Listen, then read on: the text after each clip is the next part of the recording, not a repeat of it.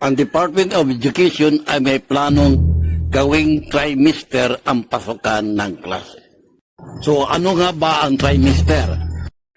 Bale, yung isang taon na pasukan ng klase, 120 o 102 days ay hatiin sa 3 semester.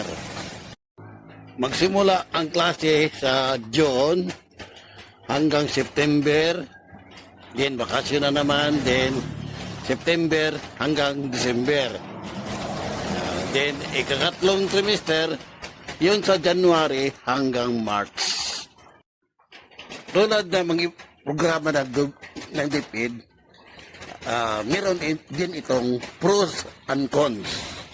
So ano nga ba ang nakabuti o hindi mabuti sa programang ito?